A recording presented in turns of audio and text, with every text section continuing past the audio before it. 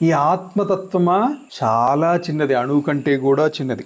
తెలుసుకోవటానికి ప్రయత్నం చేసినా అందరికీ దొరుకుతుందా అని అంటే దొరకదు.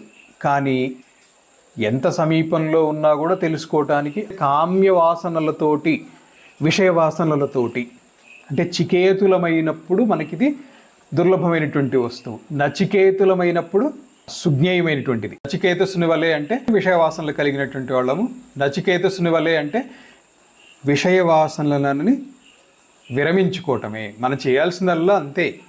చేసేటువంటి పనిని ప్రారబ్ధవశాత్తు ఏదైతే ఉందో అది మానుకోమని చెప్పటంలో అధ్యాత్మశాస్త్రం విషయ వాసనని తగ్గించుకోండి అని చెప్తుంది. ఆ విధంగా ప్రయత్నం చేయకపోతే ఇది దుర్విజ్ఞేయమైనటువంటి వస్తువు అవుతుంది. అంటే సులభంగా పట్టుబడదు, ఎంతో కష్టపడినా కూడా పట్టుబడదు అని చెప్పుకోవచ్చు. ఇలా ఆత్మతత్వాన్ని వివరిస్తూ మనకి ప్రతిజ్ఞావాక్యంలో జీవస్వరూప నిర్ణయము 18వ మంత్రంలో చెప్పుకున్నట్టుగా న జాయతే మ్రీతే వా విపశ్చిత్ నాయం కుతశ్చిత్ న బభూవ కశ్చిత్ అజః నిత్యః శాశ్వతః అయం పురాణః న హన్యతే హన్యమానే శరీరే. శరీరము నశించినప్పటికీ కూడా నీవు ఉంటున్నావు, నీవు ఉన్నావు. శరీరానికి ముందు ఉన్నావు, శరీర పతనానంతరము ఉంటావు.